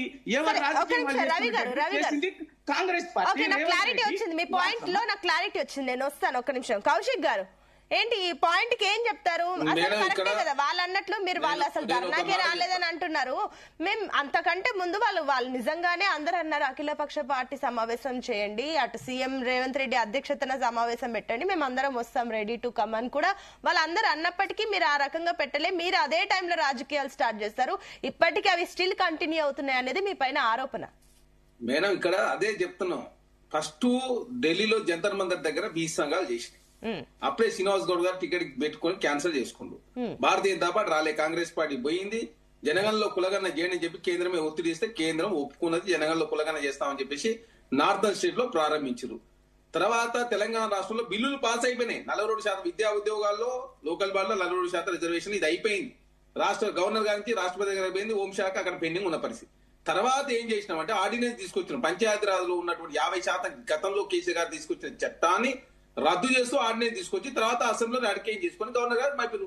ఆ తర్వాత ఉన్నటువంటి అఖిలపక్ష ధర్నా, మా పార్టీ ధర్నా అది ఢిల్లీలో. మేము ధర్నా చేసుకున్నప్పుడు మిమ్మల్ని పిలవలేదు, ఎందుకు పిలవలే? ఫస్ట్ బీసీ సంఘాలు పిలిచినట్టు మీరు రానప్పుడు మేము పిలిస్తే ఎందుకు వస్తామని చెప్పి మేము పిలవలేదు. అదే కాకుండా ఇంకా ఇంత మాట్లాడుతున్న బీఆర్ఎస్ పార్టీ, మీకు బీసీలమే ఎంత చిత్తుంటే మీ ప్రతిపక్ష నాయకుడు కులగన్న వివరాలు నమోదు చేసుకుంటా కేసీఆర్ గారు నమోదు చేసుకోలే, కేటీఆర్ గారు నమోదు చేసుకోలే, హరీష్ రావు గారు చేసుకోలే. సునీత గారు మీరు కులగల ఇదే వివరాలు నమోదు కవ్వించి చేసుకోలేదు. మీకు ఎన్నికలు రెచ్చగొట్టి చిత్తశుద్ధి మళ్ళీ కాదండి, చర్చని తెలంగాణ తప్పుదో భవిష్యత్తు బట్టి ఏమంటే ఇదేనండి. అరే కులగల ఇదే. వివరాలు నమోదు చేసుకో మళ్ళీ మళ్ళీ అసలు మీరు నాకు మీరు అర్థం ఏది కాదు. పడితే అది మాట్లాడితే అరే ఆఫ్ సార్ నువ్వు నేను దయచేసి చాలా మాట్లాడండి. స్పష్టంగా అరే మీకు మర్యాద లేనట్టు నాకు అర్థం అన్ని కాదు. చెప్పిన మీరు మళ్ళీ ఆపండి, మీరు రెచ్చగొట్టేటట్టుగా మేము కవ్వించేటట్టుగా మాట్లాడుతున్నాం. ఏది పడితే అది మాట్లాడి అరే మేడం సురేష్ మళ్ళీ మాట్లాడతావు ఏం తెలియకుండా మాట్లాడతావు నీకు తెలియకుండా మరి కులగల వివరాలు నమోదు చేసుకున్నా కేసీఆర్ గారు హరీష్ రావు గారు తెలియకుండా మాట్లాడతావు నీకు మళ్ళీ తెలియకపోతే మాట్లాడతావు. మీ మాకు తెలియదు మాట్లాడతావు. లక్ష మంది కేసీఆర్, ఎనిమిది కేటీఆర్, లక్షల హరీష్ రావు, చెప్పినావు. భారతీయ ఏ జనతా పార్టీ ఎనిమిది కేసీఆర్ కులగల లక్షల వివరాలు నమోదు కేసీఆర్ చేసుకుని గారికి మీరు ఏ మాట్లాడతారు ఎనిమిది నాకు లక్షలు అర్థం కాదు. అరే మళ్ళీ మాట్లాడతావు ఆపో నువ్వు సరే. తెలియకుండా ఒకే మాట్లాడతావు లేకుండా నువ్వు దొంగ, నువ్వు సర్వే మీ చక్కగా మర్యాద లేకుండా లేదు, మీరు లక్ష మంది ఎనిమిది లక్షలు పెట్టారుగా, పోయిందా? అరే ఆపో బాగానే ఉంది కదా. సురేష్ మేడం, ఓకే ఒక నిమిషం రవి గారు ఒక నిమిషం లాస్ట్ కి వస్తాను నేను మీ దగ్గర టైం ఇస్తాను ఒక నిమిషం మీరు ప్లీజ్ అంటే పర్సనల్ గా వద్దు పాయింట్ మాట్లాడండి మేడం మీరు కంట్రోల్ చేయకపోతే కరెక్ట్ కాదు. చెప్పండి, మీరు చెప్పండి. మాట్లాడితే ఎట్లా వస్తాడు నేను చాలా స్పష్టంగా ఒక్క చెప్తున్నా. నిమిషం. ఆయన- నేను ఆయన- చాలా ఏది పడితే అది మాట్లాడి రవి గారు ఒక్క నిమిషం అండి నేను మీకు సమయం ఇస్తాను కౌశిక్ గారు ఒక్క నిమిషం కౌశిక్ గారు ప్లీజ్ ఒక్క నిమిషం ఆగండి రవి గారు ఏంటండి మీరు కూడా మీకు ఇందాకనే టైం ఇచ్చాను మీరు ఆయన మీరు మాట్లాడుతున్నప్పుడు ఆయన మాట్లాడట్లేదు మీరు కూడా అదొకటి దృష్టిలో పెట్టుకొని వ్యవహరించాలి పాయింట్ నోట్ చేసుకోండి దయచేసి రవి గారు ఒక్క నిమిషం ఆగండి కౌశిక్ గారు ప్లీజ్ మీ పాయింట్ కంక్లూడ్ చేయండి రవి గారు ఆ తర్వాత రవి గారు ఒక నిమిషం ఆగండి ప్లీజ్ ఒక నిమిషం రవి గారు మీరు ఇప్పుడు ఇంటరప్ట్ అవుతే నేను లాస్ట్ టైం ఇవ్వను ఒక నిమిషం ఆగండి మీరు కంక్లూజన్ టైంలో మీరు పాయింట్ క్లియర్ గా చెప్పి క్లోజ్ చేయండి సరిపోతుంది ఇట్లా వాదన కాదు ఒక నిమిషం ఆగండి కాంగ్రెస్ పార్టీ కదా ఏంది మీ బీసీల మీద పేరు కులగల వివరాలు ఒక నిమిషం కౌశిక్ గారు ఒక్క నిమిషం అండి కాంగ్రెస్ పార్టీ కాదా? రవి గారు కులంలో జనాభా లెక్కలు లేకుండా కౌశిక్ గారు మీరు ఒక్క నిమిషం ఆగండి కౌశిక్ గారు ఒక్క నిమిషం ఆగండి రవి గారు నేను మళ్ళీ చెప్తున్నా మీకు ఇందాక థర్డ్ వార్నింగ్ కూడా ఇచ్చాను నేను డిబేట్ లో మళ్ళీ మీరు అదే రకంగా మాట్లాడుతున్నారు దయచేసి ఆగండి రవి గారు నేను మీకు సమయం ఇస్తానని చెప్పినప్పుడు మీరు ఆ మాట పైన ఉండండి మీరు మాట్లాడుతున్నప్పుడు ఆయన ఇంటరప్ట్ అవ్వలేదు ఒక నిమిషం పీసీఆర్ ప్లీజ్ మ్యూట్ చేయండి ఒక నిమిషం రవి గారు ఒక్క నిమిషం ఆగండి కౌశిక్ గారు మీ పాయింట్ కంక్లూడ్ చేయండి దయచేసి మేడం మేము రాజకీయాలని తప్పుకుంటాం నేను తప్పుకుంటా చెప్తాను కేటీఆర్ హరీష్ రావు గారు భారతీయ జనతా పార్టీ DK గారు కులగన్న వివరాలు నమోదు చేసుకోలే అసెంబ్లీలో బిల్లు పాస్ అయితే ప్రతిపక్ష నాయకులు ఎక్కడ పండుకుడు మరి ఏమా బీసీలో మీకు అంత ప్రేమ ఉంది కదా మీ ప్రతిపక్ష నాయకులు వచ్చిండే అసెంబ్లీ బిల్లు మరి నువ్వు పెట్టిన రాహుల్ గాంధీ ఢిల్లీ అప్పుడు ఏడమల్లే ఎందుకు రాహుల్ గాంధీ నువ్వు పెట్టిన రవి గారిని ఒక నిమిషం ఎక్కడ సిద్ధవుతుందా మీరు హైకోర్టు ఇంప్లీడ్ అయ్యారా మీకు దమ్ము కాంగ్రెస్ పార్టీ ఇంప్లీడ్ అయింది మా ప్రభుత్వం ఇంప్లీడ్ అయింది హైకోర్టులో భారతీయ జనతా పార్టీ ఇంప్లీడ్ కాదు బీఆర్ఎస్ పార్టీ ఇంప్లీడ్ కాదు మీరు మాట్లాడతారు మీకు న్యాయస్థానాల మీద గౌరవం లేదు బీసీల మీద గౌరవం లేదు మీరు ఓకే ప్లీజ్ కంక్లూడ్ అండి కౌశిక్ గారు ఆ పాయింట్ వదిలేసేయండి టైం తక్కువ ఉంది సో ఫైనల్ గా మీరు ఎట్లా న్యాయం చేస్తారు ఈ రోజు కోర్టు స్టే ఇచ్చింది మీరు ఎట్లా న్యాయం చేస్తారు బీసీలకి మేము ఒకటే చెప్తా ఉన్నాం కాంగ్రెస్ పార్టీగా చేయాల్సిన ప్రక్రియ చేసినాం హైకోర్టులో సుప్రీంకోర్టు అడ్వకేట్ పెట్టినాం ప్రభుత్వం ఇంప్లీడ్ అయింది ఆ కేసులో నేను కూడా ఇంప్లీడ్ అయినా బీఆర్ఎస్ పార్టీ వాళ్ళు భారతీయ జనతా ఎవరు ఇంప్లీడ్ కాలే బీసీ సంఘాలు ఇంప్లీడ్ ఆర్ కృష్ణయ్య గారు కూడా బీసీ సంఘం నేతగా ఇంప్లీడ్ అయ్యారు శ్రీనివాస్ గౌడ్ గారు అయ్యారు చాలా మంది మేధావులు తెలంగాణలో ఉన్నారు చాలా మంది ఇంప్లీడ్ అయ్యారు BRS party Bharatiya Janata party implead కాలే కులగల్లో వివరాలు నమోదు చేసుకుని మాట్లాడితే తెలంగాణ సమాజం హర్షించదు వినోద్ కుమార్ సార్ చెప్పినట్టు వాస్తవంగా చెప్పాలి మేడం మేము కోర్టుల పరంగా ఆల్రెడీ కోర్టుల పరంగా చేయాల్సిన ప్రక్రియలో ఎక్కడ పొరపాటు చేయకుండా సుప్రీంకోర్టు పోయినాం హైకోర్టు అడ్వకేట్ పెట్టినాం ఇప్పుడు ఆల్రెడీ 24వ తారీఖు నాడు ప్రారంభమైంది నవంబర్ నా కేసు కూడా 3వ తారీఖు నాడు ఉన్నది వీళ్ళంతా పెద్ద పెద్ద మాటలు మాట ఈ దేశంలో కాంగ్రెస్ పార్టీ బీసీ కులగన్న చేసి మేము కులగన్న చేసినాం కాబట్టి పెద్ద ఎత్తున చర్చ జరుగుతా ఉంటే కాంగ్రెస్ పార్టీకి సంబంధించి చేయాల్సిన ప్రక్రియ ఎక్కడ పొరపాటు చేయకుండా ఒక ఓసీ ముఖ్యమంత్రి చేస్తే వాళ్ళు బీసీ బిల్లు పాస్ అయితే ప్రతిపక్ష నాయకుడు అసెంబ్లీలో రాడు కులగన్న వివరాలు నమోదు చేసుకోరు వాళ్ళు బీసీల గురించి చిత్తశుద్ధి ఉందని చెప్పి మాట్లాడితే అర్థం అవుతా కేసులో హైకోర్టులో ఇంప్లీడ్ కాదు మీరు ఇంప్లీడ్ గారు అదే కాకుండా మేడం భారతీయ జనతా పార్టీ జార్ఖండ్ లో అమిత్ షా గారు మాట ఇచ్చిండు ఓబీసీ ప్రధానమంత్రి ఓబీసీ ఎంపీలు ఎక్కువ ఉన్నారు ఓబీసీ కేంద్రం ఉన్నారు కాబట్టి మధ్యప్రదేశ్ ప్రభుత్వం ఇంప్లీడ్ అయింది నితీష్ కుమార్ గారి ప్రభుత్వం సుప్రీంకోర్టులో కేసు ఉంది మా ప్రభుత్వం సుప్రీంకోర్టులో కేసు వేసినాం దేశవ్యాప్తంగా బీసీ అంశం అపరిష్కృతం ఉంది కాబట్టి పరిష్కరించాలని చెప్పి కోరుతా ఉన్నాం. రాహుల్ గాంధీ గారు కావచ్చు, కాంగ్రెస్ పార్టీ కావచ్చు, మద్దతు చేయడానికి సిద్ధంగా ఆచార్య ఉన్నారు. గారు, బిల్లు పాస్ మీ అవుతుంది, ఫైనల్ సమస్య కామెంట్స్ కాదు. చెప్పండి. కాబట్టి వాళ్ళు బిల్లు పాస్ చేయకపోతే మీ కోట్లలో పోరాటం చేయాలి. ఆచార్య గారు, మీ ఫైనల్ కామెంట్స్ మా ఏంటి? పార్టీ పరంగా 42% నుంచి 60% వరకు లోకల్ బాడీ ఎలక్షన్ లో, సర్పంచ్ ఎలక్షన్ లో పార్టీ మద్దతు లేకుండా ఏ పార్టీ గెలిచే అవకాశం లేదు. ఆచార్య గారు, కాబట్టి ఒకటే నిమిషం, సర్పంచ్ ఎలక్షన్ లో ఏ పార్టీ మద్దతు గుర్తు లేనప్పటికీ మేడం గుర్తు లేనప్పటికీ 60% క్యాండిడేట్ పార్టీ 30% చాలా ఇచ్చాను. ఒక నిమిషం ఆచార్య గారు, మీ పాయింట్ కంక్లూడ్ చేయండి, 1 minute ఉంది. దేశవ్యాప్తంగా బీసీలకు న్యాయం జరిగే ప్రక్రియను ఈ దేశంలో మొదలు కావాలనేది అది కోర్టు ద్వారా, పార్లమెంటు చట్టం ద్వారా అనేది మనం ఎందుకంటే తేలిపోయింది. డ్రామాలన్నీ కూడా బయటపడ్డాయి. ఇవాళ ఈ 42% బీసీల మీద ఇంత ప్రేమ చూపుతారు కదా, 42% మంత్రులను ఇవ్వాలి, 42% కార్పొరేషన్లు ఇవ్వాలి, 42% ఏదైతే నామినేటెడ్ పోస్టులలో ఇవ్వాలి. కాంగ్రెస్ పార్టీ ఆ దిశలో పోతే అప్పుడు ప్రజలు నమ్ముతారు. కానీ కేవలం రాందాన్ని పట్టుకొని బిల్లు చేసినాం, చట్టం తెచ్చినాం, ఇది తెచ్చినాం అని డబ్బా కొట్టుకుంటే ప్రజలు నమ్మరు. ఇలా ఈ దేశంలో కాంగ్రెస్ పార్టీ 42% ఇస్తున్న దాన్ని అన్నిట్ల వాళ్ళ యొక్క చిత్తశుద్ధిని చాటాలని చెప్పి నేను విజ్ఞప్తి చేస్తున్నాను. ఓకే అండి, వినోద్ గారు, మీ ఫైనల్ కామెంట్స్ ప్లీజ్. ఇప్పుడు 42% వాటా తక్షణమే రావాలంటమ్మా ఒకటే పరిష్కారము. అది 9 మంది జడ్జీల నుండి 11 మంది జడ్జీల కేసు రిఫర్ కావడం, అందులో అందరం ఇంప్లీడ్ కావడం. రెండవది, పర్మనెంట్ గా పార్లమెంట్ లో చట్టం రావాలనడానికి దేశవ్యాప్త కులగణన జరగాలి. జరిగిన తర్వాత ఎమ్మెల్యే ఎంపీలకు కూడా అడగాలి వాటా. లోకల్ బాడీతో సరిపోదు, బీసీలకు న్యాయం జరగదు. కాబట్టి ఎమ్మెల్యే ఎంపీలతో కూడా 42% వాటా పర్మనెంట్ చట్టం వచ్చే విధంగా దేశవ్యాప్తంగా ఉద్యమం చేపట్టాల్సిన బాధ్యత బీసీల మీద ఉంది. నాలాంటి వాళ్ళు బీసీ ముఖ్యమంత్రి కోసం రాజీనామా చేసిన వాళ్ళు ఇప్పుడు బీసీ రాజకీయ రిజర్వేషన్ల కోసం ఖచ్చితంగా ముందటుంటాం. సుప్రీంకోర్టులో కూడా నేను ఇంప్లీడ్ అవుతున్నా ఈ కేసులో. ఖచ్చితంగా బీసీలకు న్యాయం చేసే వరకు మేము పోరాటం చేస్తాం. రవి గారు, మీ ఫైనల్ కామెంట్స్ 30 seconds. అన్మ్యూట్ చేసుకోండి, చెప్పండి. ఒకటే, ఈరోజు బీసీల పట్ల ఎన్నడూ లేనంతగా సంపూర్ణ మద్దతు వచ్చింది బిల్లు అసెంబ్లీ. ఆ వచ్చినటువంటి దాన్ని, ఆ మద్దతును, ఆ శక్తిని లక్ష్యం నెరవేర్చే వైపు తీసుకుపోవటంలో కాంగ్రెస్ ఘోరంగా వైఫల్యమైంది. మోసం చేసింది, వంచన చేసింది, రాజకీయం చేసింది. తన రాజకీయ స్వార్థం కోసమే వాడుకుందే తప్ప ఆ లక్ష్యాన్ని ఒడ్డు చేర్చడానికి వచ్చింది.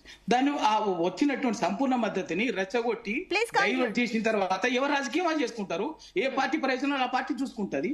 ఇవాళ ఇది చెప్పినాం. దీనికి ఇప్పుడు ఒకటి మన వినోద్ కుమార్ గారు చెప్పినట్టుగా 9 మంది జడ్జీల నుంచి 11 మంది జడ్జీలది ఒక భాగం అయితే, ఇవాళ రాజకీయ ప్రక్రియగా తప్పనిసరిగా పార్లమెంటు ద్వారానే ఏదైనా సమస్యని ఓవర్ రూల్ చేసి పార్లమెంట్ చట్టం చేసి సమస్య పరిష్కరించే అధికారం.